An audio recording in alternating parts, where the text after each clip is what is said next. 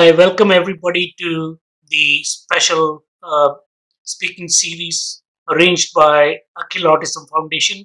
Today's topic is the topic itself is rethinking autism's uh, thinking autism. And so today we have speakers, and then we'll end with the QA session. And some people already forwarded their questions, so we're already primed to do that. My name is Ramabhadran. I'm a member of the board of Akil Autism Foundation, and I'm a retired neuroscientist. And I got interested in autism uh, primarily because of the neuroscience, and also because I saw how how hard she was trying to get something to work for kids with autism. So I was very happy to join the effort, and I've been working with Manisha for the last 4 to 5 years now. And as all of you know, the goal of AAF is to create or evaluate new treatments so that the children of various abilities can be helped with their specific need in terms of uh, the treatments that they require. So with that, and without prolonging it any further, I'll just hand it over to Manisha. She'll tell you about the introduce the speakers and also tell you about a walkathon that she's been planning. So with that, I pass it on to Manisha. Go for it, Manisha. Thank you so much, Dr. Ram, and thank you so much, everybody. So, as Dr. Ram said, my formal introduction is I am Akil's mom, and my journey of autism started when Akil was diagnosed at 18 months, and I was into IT, and he inspired me. His autism inspired me to quit my entire IT career and start Akil Autism Foundation. So these are our speakers today, and our first speaker is Dr. Vikram Jaiswal, Associate Professor of Psychology, and he truly believes in non-speakers, and we are thankful to him because we always are looking for such researchers and work where they can help us to understand our children who are especially non-speakers. And then we have a gifted teenager, Samir Dahar, inspiration to us. Thank you, Samir, and his mom, Shajia Dahar, and of course, I will be sharing our journey of Akil. So just a quick agenda. We have collected a couple of question and answers. We will be taking them in the last, and we will be taking some live questions. And before we go into the event for today, I want to tell that we are doing a walkathon on June 12th. So please come and join us. And the money foundation raise will go for a research using eye gaze technology with one of the leading universities. So, Dr. Vikram, I would like you to take the stage, and I'm going to stop sharing here, and you can start. Great. Let's see. Manisha, can you hear me okay? And can you see my screen all right? Fantastic. Yeah. Can you make it larger, Vikram? Oh, there you go. That better? Yep. Oh, well, thank you, Manisha. Thank you, Ram. I'm so excited to be here and to get to meet Samir today also. I want to tell you a little bit about some of the work we've been doing in my lab at the University of Virginia. But I'm going to start by explaining how I came to be studying questions about autism, agency, and communication. One of the major inspirations for the research I do was a community engagement seminar on autism that I taught a few times at the University of Virginia called The Science and Lived Experience of Autism. Here are pictures of 3 cohorts. Each year, a group of 20 undergraduates and about 10 college-age autistic young adults participated in this seminar where we learned and laughed, got to know each other a bit, and the undergraduates and I had the chance to learn about autism alongside people who are living it. And this is Elizabeth Vossler, who was my collaborator in that endeavor, and she's the director of Growing Kids Therapy Center.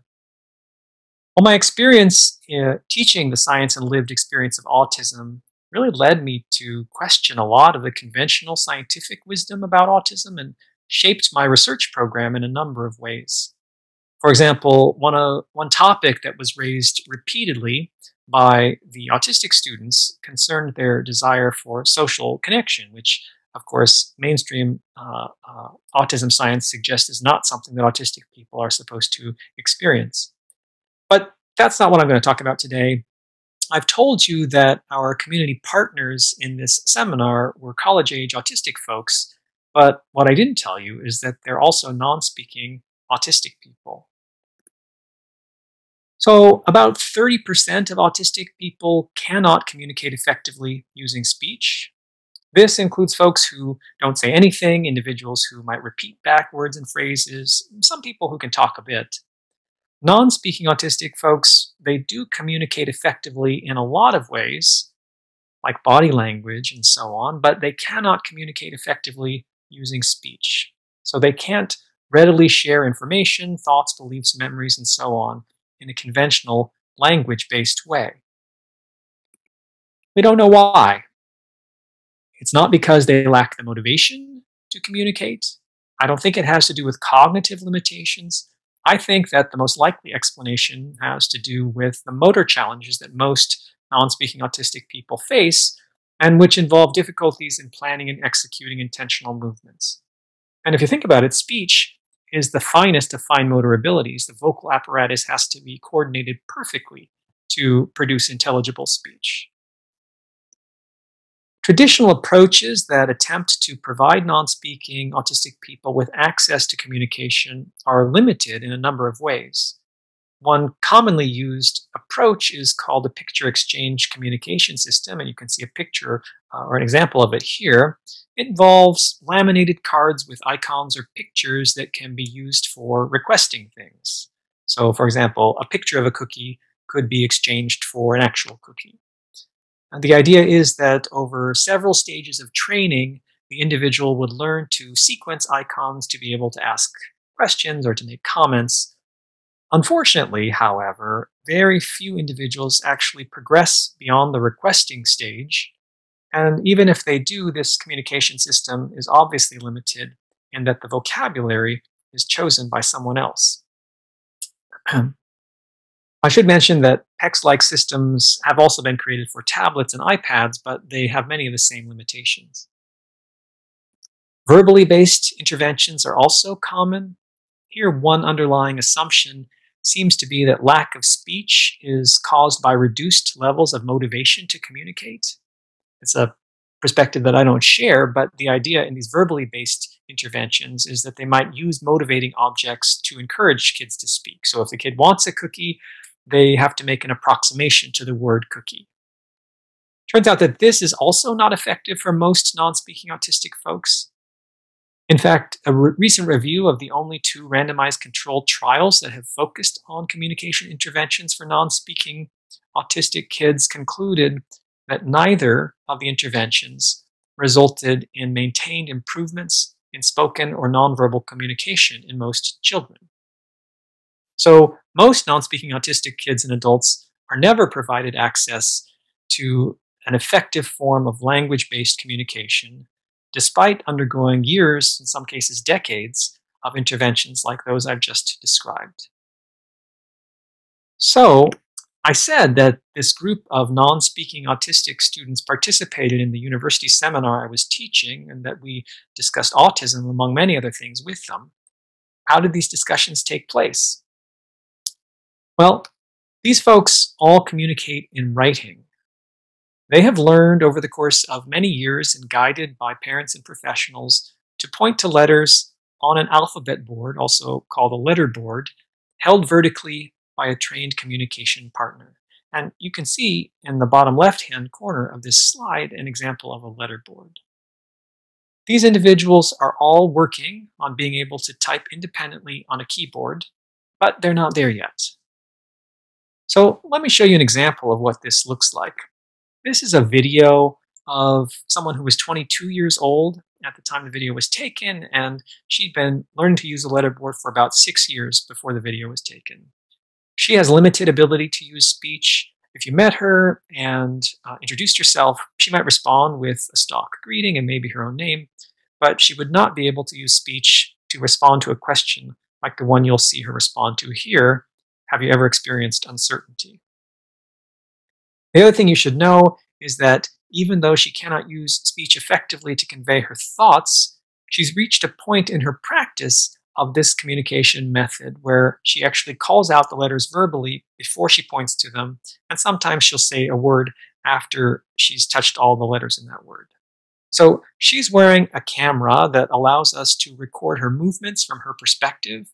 I'll tell you more about the technology in a few minutes. And she was asked in the course of this conversation, have you ever experienced uncertainty? Have you ever experienced uncertainty? E-V-E-R-Y, very, O-N-E, everyone. D-O-E-S-I-M-N-O-D-I.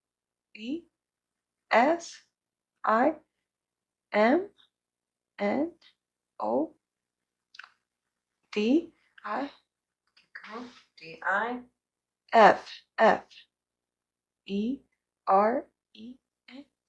Different. So she says, everyone does, I'm no different. Well, some people have dismissed the possibility that non-speaking autistic individuals who've learned to communicate in the way you just saw are actually conveying their own thoughts. They believe that it's actually the assistant who is the author of any text produced. The assistant holding the letterboard somehow leads the user to point to particular letters. For example, maybe the assistant moves the board a certain way to signal a particular letter, or maybe they're moving the board under the user's finger until it reaches a desired letter. I think really what this position reflects is a disbelief that someone who cannot talk, who's autistic, who moves in unusual ways, who acts in socially non-normative ways, could have sophisticated thoughts like, everyone experiences uncertainty, I'm no different. In fact, a question that's frequently asked is, if non-speaking autistic people have such sophisticated thoughts, why is an assistant needed at all to help them? Why can't they just type on their own? And the short answer is that there are non-speaking autistic people who can type independently, but it's not something that happened overnight. It required years of practice and assistance. So we have folks like those who participated in my seminar, some of whom you can see in these pictures. These individuals are working on the skills needed to communicate independently, but they currently communicate with assistants. Critics contend that we shouldn't believe that they're conveying their own thoughts because it's possible that they're somehow being cued by the assistant which letters to point to. So we set out to investigate how plausible a cueing explanation of letterboard users' performance was. To do this, we measured how quickly and accurately they looked at and pointed to letters as they responded to questions. So to set the stage for why speed and accuracy are relevant to whether letterboard users are being cued by the assistant to point to certain letters, I have to give a brief primer about something called Hick's law. So Hick's law is a well-documented constraint on information processing. It says that the amount of time that it takes to make a response increases as the number of cue response alternatives increases. So let's say there are two buttons in front of you labeled A and B, and you undergo some training to learn that when a green light is illuminated, that's the cue, you should press the A, and that's the response. But if a pink light is illuminated, you should press the B. Later, after you've learned these associations, when you see a pink light, it'll take you about 250 milliseconds to correctly press the B. Now, suppose that in that initial training phase, you were presented with 10 buttons instead of 2, each of which was associated with a different cue. So during the training phase, you learn that the red light is associated with the F, for example, the pink light with the E, and so on. So now when you're presented with the pink light on its own, it'll take you about 500 milliseconds to press the correct button, about twice as long as it took when there were just 2 cue response alternatives. And that is Hick's law. Response time increases as a function of the number of cue response alternatives. Why would this be? Well, it's because it takes time to detect a cue. It's going to take more time, possibly, to detect a cue when there are 10 possible cues than when there are 2. It takes time to retrieve which response goes with a particular cue. That's going to take more time when there are 10 cues than when there are 2. And it's going to take time for you to execute the response correctly, and that's going to take more time when there are 10 possible responses than when there are 2. So how is this relevant to letterboard users? Let's take the case of everyone does, I'm no different, that video clip you saw a moment ago. If the speller were being cued to the letter E, the assistant would have to deliver a cue that disambiguated which of 26 letters the user was supposed to point to, which the user would then have to detect, decode, and act upon. And this sequence of events would have to be repeated for each letter pointed to. And each of these steps, the delivery, the detection, the decoding, and the acting upon the cue, would take time and would be subject to error, particularly given that there are 26 possible cue response alternatives. So if letterboard users were slow, or if they made a lot of errors, we reasoned, this would be consistent with a queuing account of their performance. But fast and accurate spelling wouldn't be consistent with a queuing explanation. So in the study I'm going to tell you about, we quantitatively characterized 9 experienced letterboard users' performance in the wild, investigating how quickly and accurately they look at and point to letters as they're spelling. My 2 collaborators in this work were Allison Wayne, who was an undergraduate at the time in my lab, and Hudson Galino, who's a professor in our quantitative psychology program here at the University of Virginia. So our participants were young adults between 15 and 26 years of age. They'd been using the letterboard for at least a few years, minimum of 2. The data were collected as participants took part in a session lasting about 20 minutes long. The session was designed to simulate what happens in individual sessions at the center where data collection took place. So the assistant would read aloud from a prepared lesson and stop at certain points to ask questions and then invite the user to respond by spelling. Our goal in this initial study was to characterize the phenomenon as it actually happens in an everyday situation. And this same kind of approach has been used to make inferences about skills like piano playing, golf, driving, and so on. So we collected head-mounted eye tracking data as these individuals participated so that we could investigate how their patterns of gaze related to their spelling. The basic question is, where are they looking as they spell? We used a pair of glasses with 2 cameras attached. One, which is circled here at the top, captures the central part of the field of view that the user sees, and that's represented here in this inset in the bottom right-hand corner. And the other camera is pointed toward the eye, and it produces a video of the user's eye movements. After the session is finished, we can run the videos from these 2 cameras through some software that calculates where the user was looking on each frame of the video. And you can see in the frame that's in the bottom right inset here, this is from one of the post-processed videos, which shows a red dot at the location, right? Just hovering above the letter F, and the user's finger is pointing to the letter F on this particular frame. So just to give you a sense of what this looks like in real time, I want to show you a second clip. This is a clip of a fellow who was 26 years old at the time the video was taken. And what I want you to notice as you watch this clip is how the red dot, which represents this participant's gaze, where he's looking, precedes his touch to each of the letters. To be clear, the red dot was not visible as the participant was actually spelling. All this stuff is added in post-processing. I should also mention in this clip, you're going to hear the user is chewing gum, and this time the voice you hear is that of the communication and regulation partner, the assistant, who is asking the questions. So in the course of this conversation, the user was asked to name something that he'd had to wait on.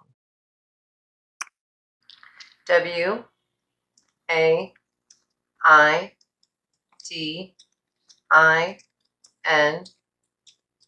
waiting. F-O-R-M-U-L-E-R, R for Y, my. D, R, E, A, M, G, I, R, L.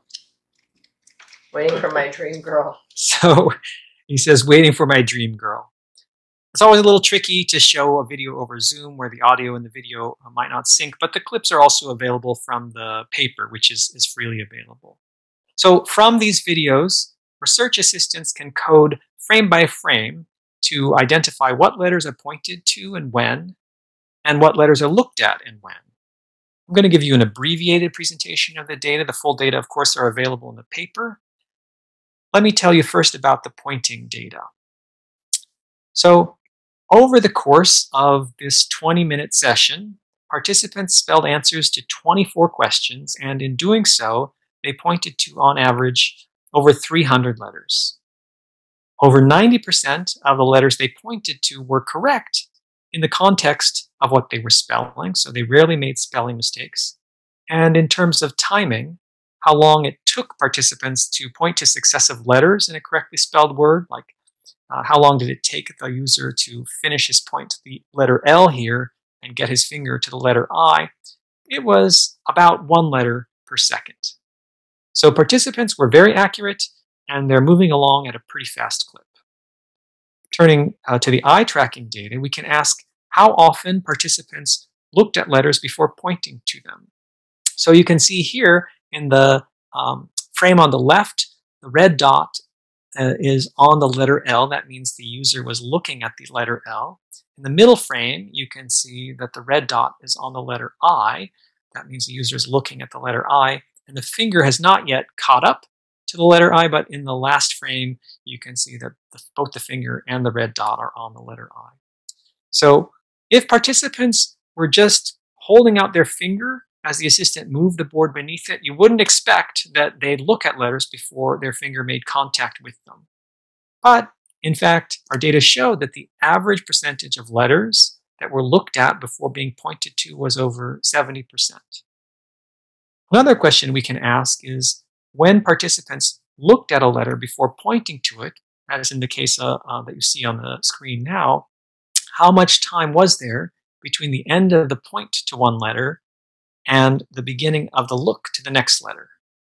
It's about 500 milliseconds, so about half a second. And we can also ask, once they looked at the next letter in a word, how much time did it take for the finger to catch up? It's also about half a second. So participants looked at most letters about half a second after they'd pointed to the previous letter, and about half a second before pointing to the next one. Finally, we also identified 2 patterns in the pointing and gaze data, which when you observe these patterns in studies with non-autistic typists, these patterns have been attributed to the cognitive processes underlying fluent spelling. So in particular, participants were faster to look at and point to letters within words than letters between words. In non-autistic typists, this analogous finding is interpreted as reflecting the planning for the production of the next word. And participants were also faster to look at and point to more common letter pairs compared to less common letter pairs. So, for example, they were faster to get to the letter E following the letter H, like in the word hello, than to get to the letter E following the letter J, like in the word jello. And that's because HE is much more common in English than is JE. And in non-autistic typists, an analogous finding is interpreted as reflecting the internalization of spelling regularities, orthographic regularities. So, putting it all together, the participants in this study made few spelling errors. They pointed to about 1 letter each second. They looked at the next letter about half a second before pointing to it, and patterns in their reaction times were similar to those that have been documented in non-autistic typists. So we argued that a cueing account of these data, where the assistant delivers some kind of subtle cue and the participants detect, decode, and respond to it for each letter they point to, is just not plausible given what we know about constraints on information processing. Instead, The accuracy, speed, timing, and visual fixation patterns we've documented suggest that participants were looking at and pointing to letters they selected themselves. In short, they showed what we called communicative agency.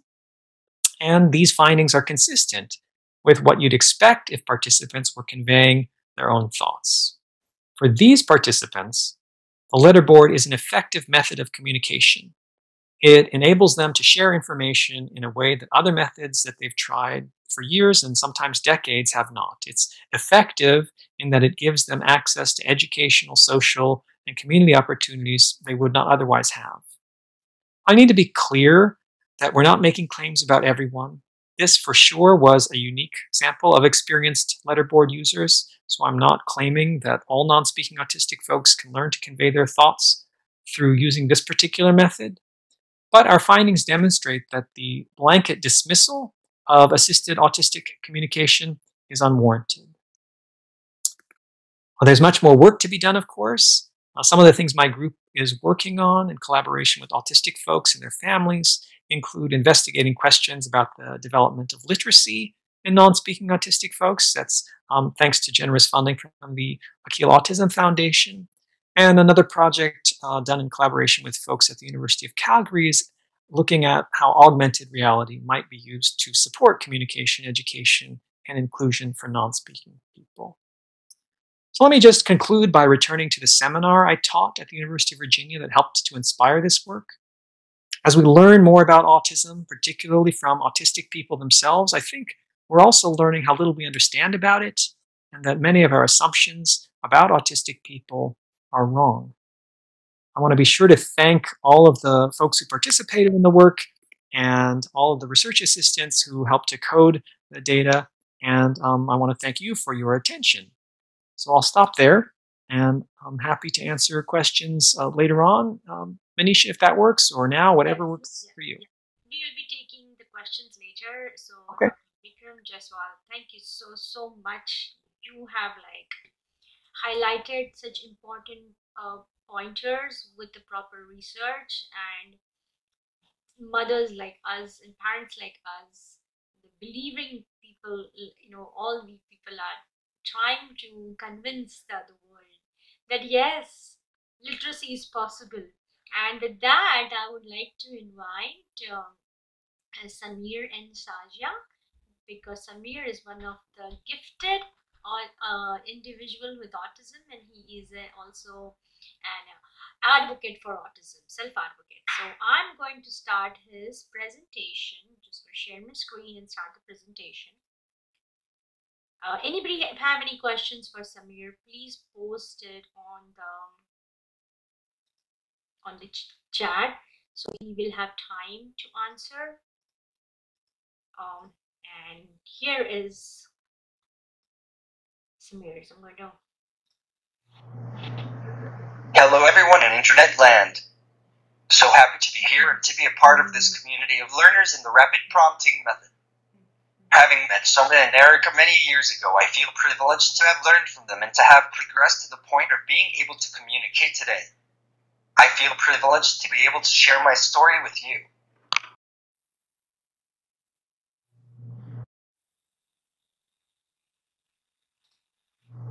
In my childhood, I lived in a world of fragmented reality.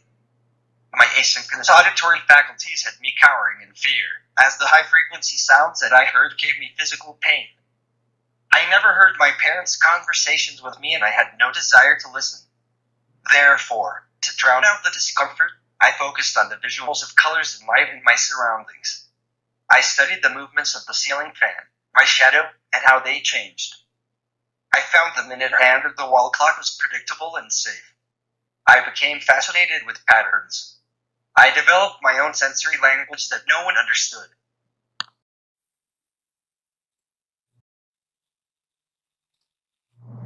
Though I was non-vocal, I communicated my sensory status as I flapped to filter auditory and visual stimuli, twirled, and rocked my body to feel my geophysical presence. I analyzed and read the sensory language of my body by recognizing its frequencies and patterns. I worked on organizing and categorizing each stimulus in my mind. Each day I focused on management of my senses and tried to open a dialogue with my mind and rebellious body. I did so in silence. That was my reality then, and it is my reality today.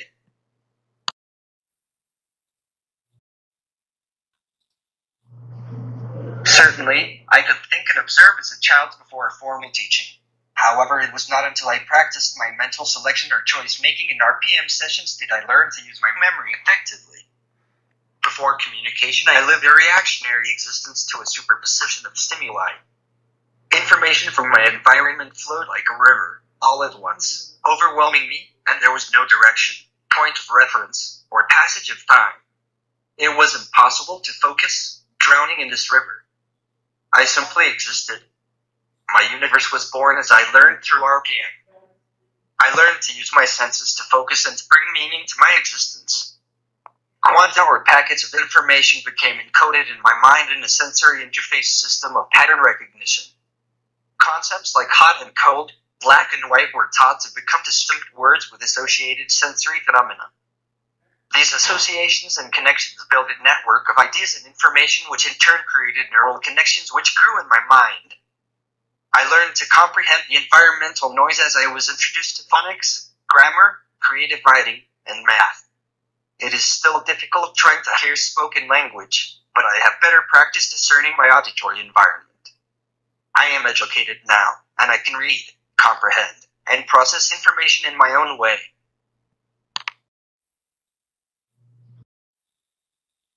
Okay, I don't know. Okay, here it is. I believe language is more than words. It's a gateway to the human experience.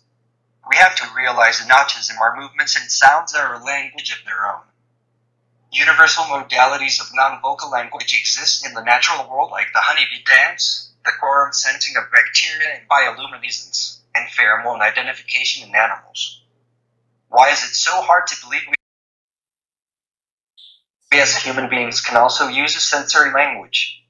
Why is it deemed a behavior with no meaning or purpose?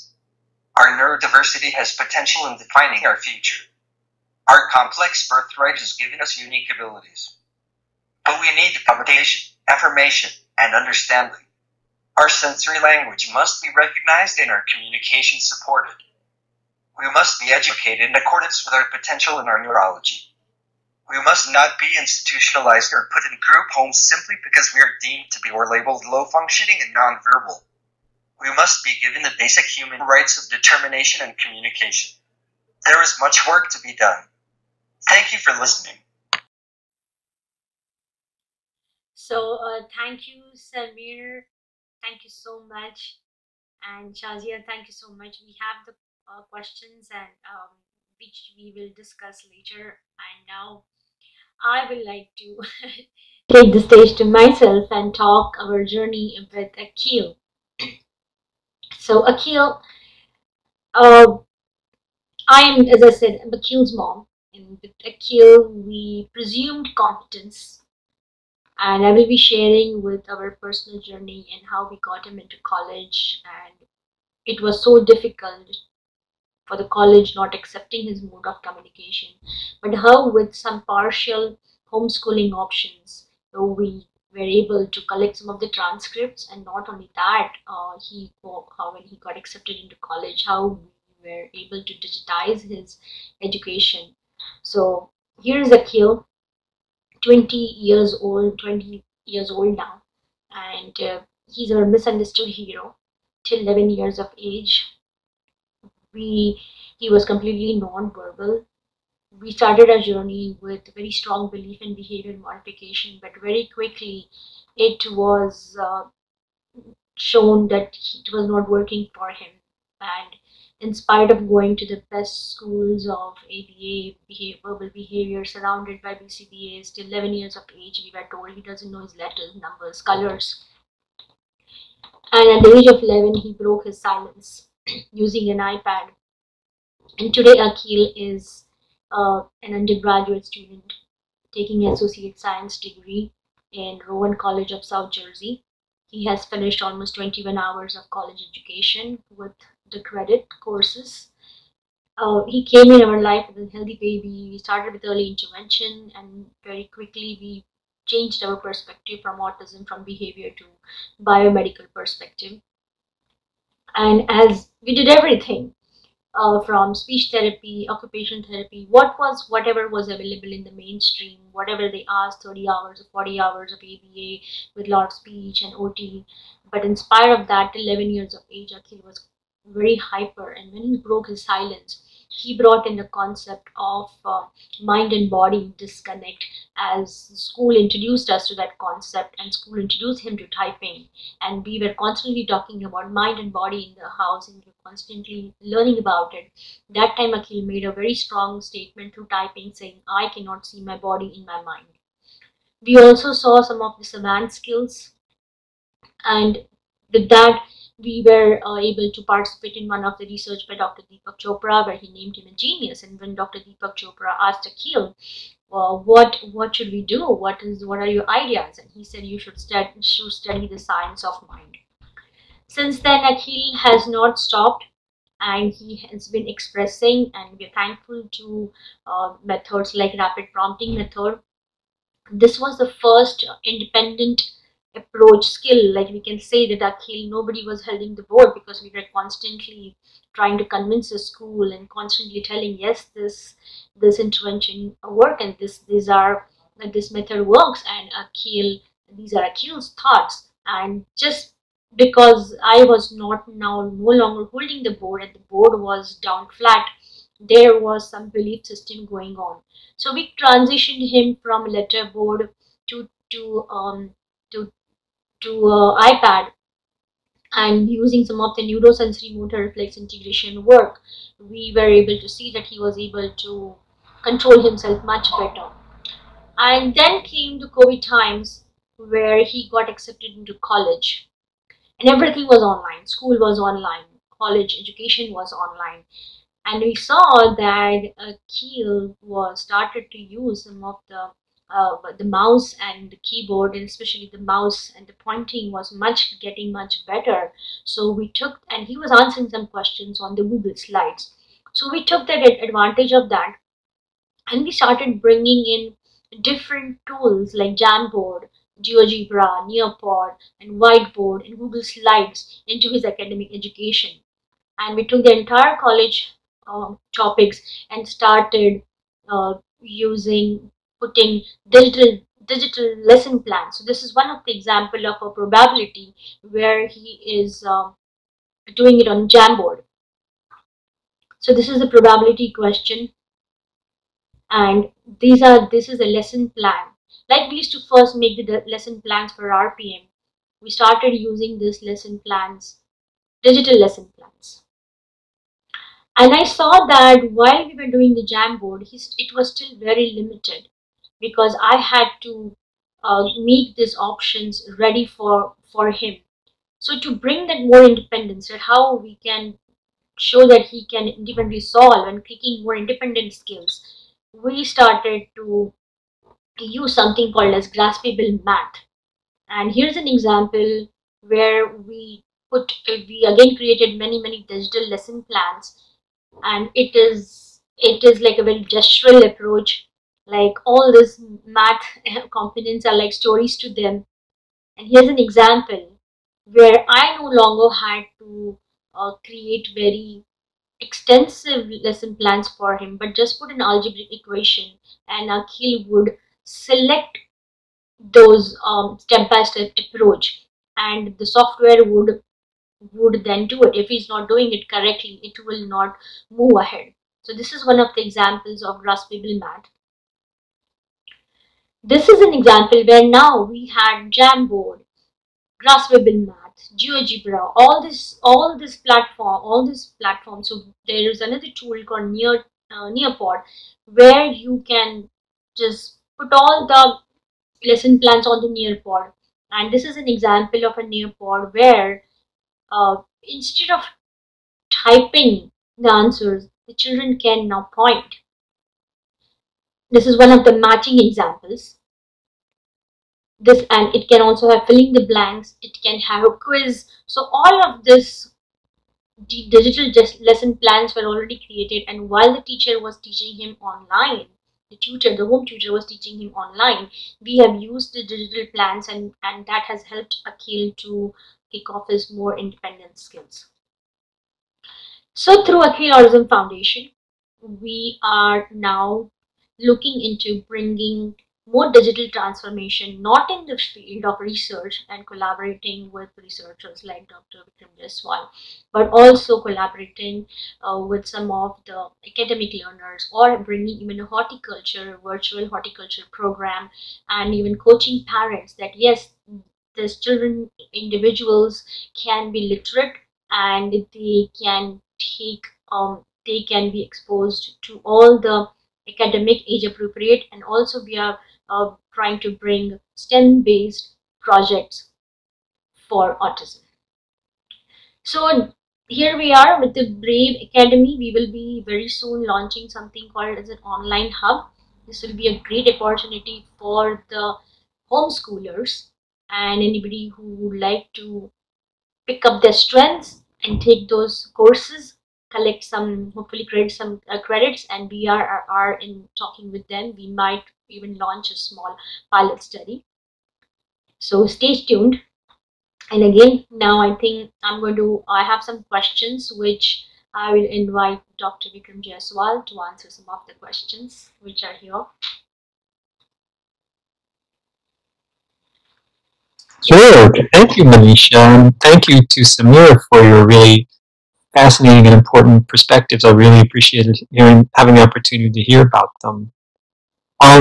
So, Manisha, is it best you just would like me to make sense just to go down to my best ability, respond to these? Yes, whatever. Yes. Okay. Vikram, I just had an opening question. Sure. The the whole idea of the research we're doing is to validate the technology. From your perspective, how far do we have to go until people believe that this is real and that it's deployed in schools, or at least selective children can be deployed? Yeah, such a good question. I think we have a long way to go. The study that we did, I think, hopefully opens the door a bit to more research, but given the resistance and the entrenched positions that a lot of folks have to any kind of communication that involves assistance or support, it's going to take a lot more research to widen the door more, and to understand who's likely to benefit from which kinds of approaches and so on. Like that to me is like the ultimate goal. Everybody should have access to communication. We should be teaching people to communicate in as many different ways as possible. And some approaches are going to work better for some people than others. But certainly, like among those who use a letterboard or who type with assistance, I know that the road has been long and hard, and I can't tell you how much I admire and appreciate for sure the support folks and families, but the individuals who are the trailblazers in that respect. But it's a long road. Thank you. And before I shut up, I just want to congratulate both the mothers for their fantastic effort and dedication to helping their children achieve their full potential. Or you can go on to the questions now. Yeah, of course. Well, the first question, what does it mean to presume competence? I think, Manisha, your presentation really laid it out nicely. So the presumption of competence it goes hand in hand, I think, with something that Anne Donnellan called the least dangerous assumption. Anne Donnellan is an education researcher and who worked a lot in the autism space, and was also at the forefront of the approach to autism that thinks of it as a sensory motor or sensory movement condition rather than sort of something else. And according to the least dangerous assumption, the idea is that when making educational decisions for an individual, we should make the decision that's likely to have the least negative effect, or it's going to have the least dangerous effect on that person. And so if we're not sure about somebody's abilities because maybe they haven't yet been given access to a way to communicate, or because their bodies are not cooperating with them. If we're not sure what they understand, then we should treat them as if we think that they can understand and that they have the ability to develop these skills. It's not that we think that everybody comes into the world having the skills to be able to navigate calculus, but rather that if we provide them with the support and the tools, they have the capacity to learn. And so that's really what the presumption of competence is about. How can we explain to schools and other professionals about the presumption of competence, for example? Well, I think my experience has been that most educators and professionals are definitely well-intentioned and want to do what they can to support the folks that they work with. Of course, they come from particular backgrounds and have different kinds of experiences, and so they may not share all of the perspectives that family members or other professionals might share.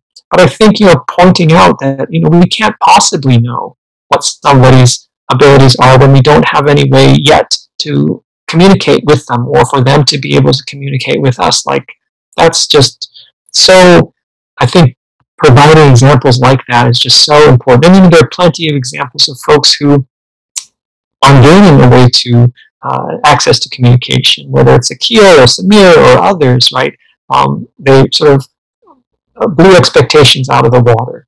So I think the more stories that we can tell, probably the better situated we're going to be to continue to make the case about the importance of presuming competence. Yeah, and to add to that, if now anybody is asking me a question about this presumed competence, I have your research paper to show that this is what technology is showing. So, oh, thank you. Yeah, so I definitely direct them to your paper. Thank you. So, how can you? Yeah, go ahead, Manisha. Go ahead. Oh, I was just going to go on to the next one, but if you, there may be questions for Samir. I want to be sure you get to those too. I have already his answers. So, all right. Yeah, okay. So, the last question for you. Sure. Yeah. How can we establish modern communication techniques in outdated group homes and within agencies that are equipped to learn? A 53-year-old needs people in his life who can be a communication partner on a regular basis. Yeah, I hear that question, and it saddens me, I'm sure, and the others on the call. People who have been trained to be able to support individuals to communicate are unfortunately rare, and we need to figure out some way to increase the pipeline of folks and make available opportunities for people to get into this as a career. I mean, certainly, not that we're holding up ABA as an example of how treatment and intervention should be done, but they have developed a system whereby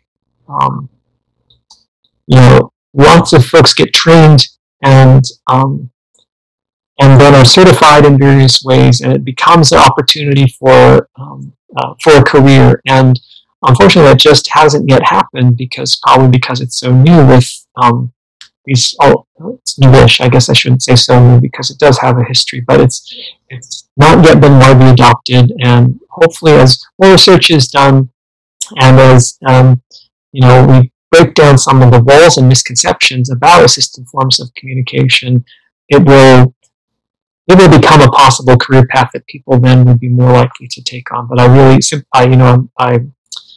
I feel for this particular situation. It hurts my heart too. Okay, so I think those were the only questions I had for you, and now I'm going to go to questions for Samir and Shazia, and I know which of some of the questions, I don't know if you want to pick up from here, Shazia. Yes. So I think I can probably answer how to work on transitioning to independent typing from RPM. If they really how to access educational material independently. I think from the research that we've seen, Dr. Jaswal do, which is amazing, is that we see that there is a difference between being able to initiate that motor response, and there's a difference between the cognitive understanding and the knowledge. A lot of times they're running differently, they're looking at differently. For example, my son, when he reads the full page. He doesn't really read sequentially. So what I had to do, I had to make small reading windows for him to enable him to follow that. But does he read that necessarily? Not really. He can read differently. So now what I do is he can read line by line. It's very spaced out and visually less busy. But instead of that, we're using mostly text to speech. If there's a lot of things to do, let's just use that. We try to maximize the strengths, right? Try to maximize the strengths. In RPM, we have, there's just a whole field, a whole more sensory motor progression we go through. And especially as children, as they grow older, if they get better in terms of sensory motor functioning, we're going to see it easier and easier for them to go to typing. But the biggest point I think is as Nisha said, presume confidence and give them every single opportunity to show what they know. And just keep exposing them to that kind of information. In terms of executive functions, really, that's all a part of the sensory motor piece, and that's something that Nisha described in mind-body disconnect. It's an area of current research, and I know Nisha and our foundation have looked a lot into that. There's a lot of these things that we're still researching, but definitely, if you ask the majority of the students who have learned how to communicate to alternative means, they all will say, I understand everything, I feel everything, I can comprehend everything. I just can't get my body to do it. So right there is a big key that we need to divide up the intention, which is what RPM does. It has a child choose what their body should do, what the intention is, and then it teaches them how to execute it. There are two different things. When we talk about executive functioning, we have to talk about, is there that understanding of the stuff, or is it just mostly the sensory execution of it? And then I guess the most important aspect for families to do, I would say, to help their children is to believe in them. Our child, we were told that we should institutionalize him. We were told he's the most severe in his class. And, I would watch him, and I would say, well, he's looking at the clock all the time. He's watching certain channels. He can operate the, remote control. He knows where the candy is after I hide it. How can you tell me that he doesn't have any understanding? So I think it comes from us as parents. That we have to believe in our children no matter what the experts say, and we have to just find those ways of reaching them and develop whatever passion that they have. Develop that passion, and then slide in the education and teach that through their passions. If you do that, then you open the doorway, and they know that you believe in them. I remember the first time I tried doing RPM with Sam, I was horrible at it. I was just giving choices and asking questions. And he looked up and looked at me in the face, and I could never forget that look, almost like, Mom, you really get me now. You get me. It was an undeniable look. And since that day, him and my husband and myself, we say to him, Sam, we'll keep on working with you. You just keep working with us. We'll keep on working with you. We believe in you. And that's the thing. If you come from that perspective of confidence, and if you have a real belief, not just, I want to see what it's functioning like and label him low functioning, high functioning, whatever. If you really come from that perspective that you can do it, and our job is to help make it happen. If you do that, he'll reach his potential. It will take time. It took us 8 years to get to open-ended. That's a daily. It took us a long time. There was nothing quick about it. And in terms of sensory issues, I think Sam has really explained it really well. The sensory challenges, and he's always telling people that the issue with communication is that if you're having to deal with the environment, and if that environmental stimulus is very strong, what do you use your energy on? Do you use your energy in regulating your body, or do you use your energy in speaking and communicating? So you have to understand there is a small reserve of energy that they're drawing from. Most of these kids have biomedical issues. Most of these kids have all these challenges. So we have all these challenges that they're working through. So we have to give them the benefit of the doubt and say, what, I know you're having a bad day. Like right now, Sam, he's like, oh, Mom, I sat for a little bit, I talked to people, we got my, PowerPoint, I need a break. I said, go, have a break. It's okay. And I guess the next question, Manisha, I think Sam's giving answers to. So, do you want to go to Sam answering his question, Shazia, I want to tell you that as a mother, I had the same experience when Akhil and I started communicating, typing. He was typing in school, but not typing with me, and I was like getting very anxious and sad, like, why are you not typing with me? And he looked into my eyes. And one thing I would like to tell about the side effect of not presuming competence and what we experienced with Akhil. Like one day he had a tantrum in the bus and he came out of we said, okay, you're not going to go to school today. Stay in the house because you had a meltdown, you had a tantrum. And after some time when he relaxed himself, I went to him and typed with him, and he made a statement, I do not have a place in the world. My heart just melted. He went, his dad dropped him to the school, and he said, I want to go to school. I said, why? Because everybody goes to school, so I have to go to school. So this is the side effect of not presuming competence and believing in your children and believing it with integrity. You cannot fake a kid. You cannot fake this children. And yes, rightly you talked about the energy, and Akhil talks about energy. Akhil talks about his inner world. So now I will go to the. Shelley, I have one comment. Maybe the audience would like to hear what he was telling us about what he's trying to study and what he's doing. It'll be very encouraging for the parents to hear how far he's gone. Yes, and interestingly, I think something we overlook. We're so caught up in making them neurotypical, making them learn our way. We forget that they're learning their way, and that's very powerful. So many kids, I mean, he likes quantum mechanics. Okay, he's not able to type it out. We're working with Manisha on developing the math expressive tools to be able to do that. But they have, because we're constantly dealing with all of this sensory stimuli, they are experts at patterning. They're experts at finding connections we don't see because they don't operate sequentially. We look at that as a negative. We don't look at that as a positive. Once we start saying, okay, Sam, go to the library, find whatever you want, do it your way. And then that's kind of hard. Of course, we did work to RTN, establishing communication that was reliable.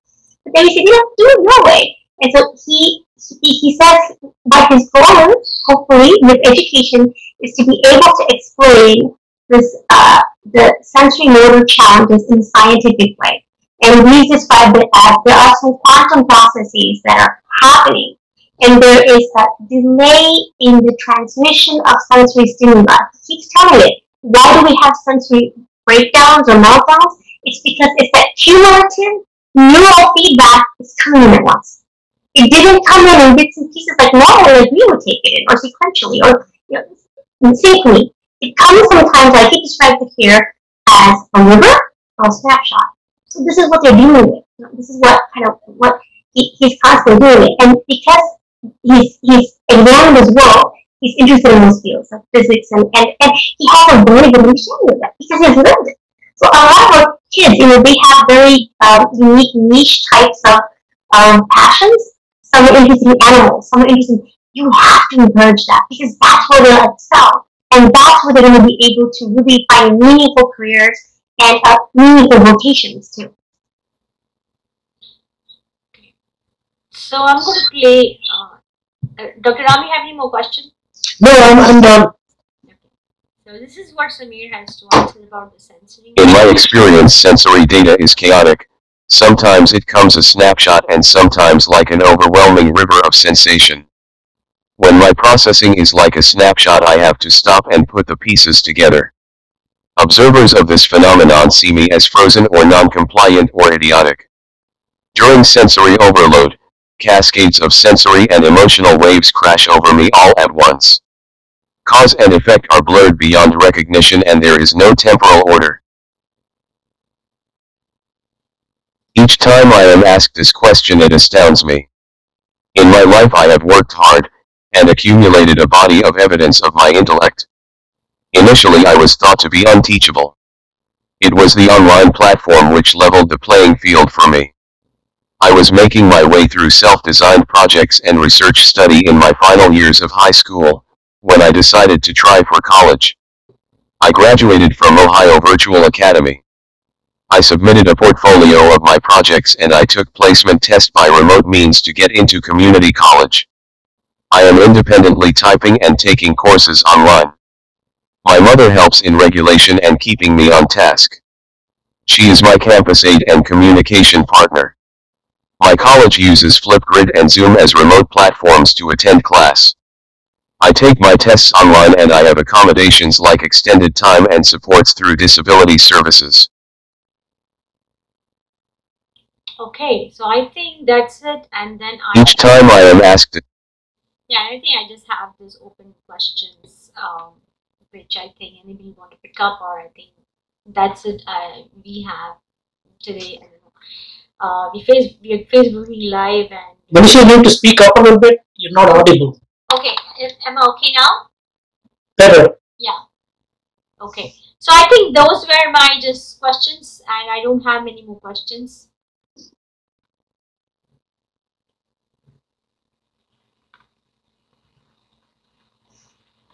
So yeah, so that's it. Any last comments everybody have? Well, that was a wonderful session. I'm really encouraged about what we are trying to do and how many kids we can help if we follow this course that AF is trying. So I'm very pleased to be a part of the team here, and I look forward to taking it forward further as a team. Thank you, Sajal. Thank you, Dr. Vikram. I actually had Manisha, is it okay to ask Dr. just a quick question? Sure. Okay. Well, I was interested in finding out. So many of our kids are talking about these sensory challenges and how that's affecting their communication. Is that an area that yourself and other researchers are looking into? How that sensory kind of that processing and that those neuro ways that these kids are talking about how they would affect communication. Is there any way to study that even? Oh, wonderful question. I haven't looked at that, but others are looking at that. I certainly find it fascinating. I'd love to be able to study if I could find a way to make a tractable question. But yeah, others are. I think oftentimes the sensory and the motor get lumped together, but there might be important differences. And so I know plenty of people are working on motor differences, and the sensory differences in autism generally are finally becoming recognized as like a real, not just with non-speaking folks, but generally are finally becoming recognized as a real hallmark of the condition. So hopefully there's more research on the way. Yeah. So, Dr. Vikram, I have a question. Since you talk about literacy and this individuals with non-speakers can be literate, and as you saw that we have digitized a kid's education, will you be interested in looking into such digital lesson plans where these choices are always oftenly given to the kids, and what if these choices are given on platforms like Nearpod, which can be also be done at the app level. Raspberry can be done at an app level. There's so many algebraic equations can be done at the app level on iPad. Will you be interested into such kind of research in the future? Yeah, I think that's a really amazing innovation. I was so interesting to hear about all the ways that you've been able to make use of all of these apps. Having spent some time with my own kid, trying to figure out during the pandemic how to navigate the iPad and the various apps, I'm impressed with your facility with all of that stuff. But so in answer to your question, I think, yeah, those kinds of technologies and approaches are going to be really helpful for all kinds of reasons. In the project that we're doing in augmented reality with the folks at University of Calgary, one of the goals is to create some kind of a let's call it a lesson generator, but that could be pegged to particular difficulty levels and depending on the motor abilities of a particular individual. So it's similar in a way in that it's trying to do like precision, deliver a customized content and customized approach to a particular individual. That is less about, at this point, that we haven't gotten to kind of thinking about math and that sort of thing, but that. So for those who don't know, augmented reality is kind of like virtual reality, except it's much less immersive, and so you actually just see holograms projected into your actual space. And so it just struck me as I was listening to you and watching some of your videos that like that would be good for people who have developed already the motor skills or who are in the process of developing motor skills, like to be able to actually move things around in that virtual world. I think that's a really interesting idea.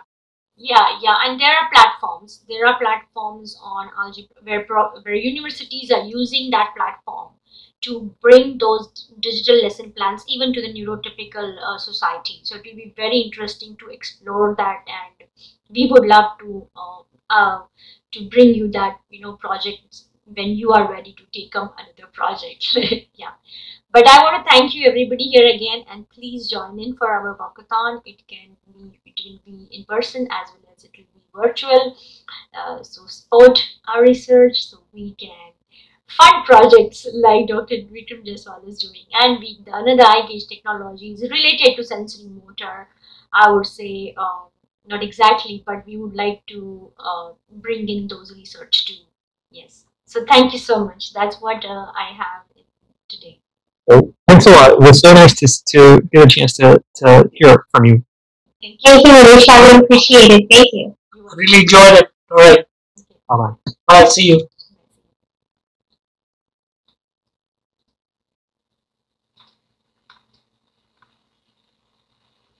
Okay.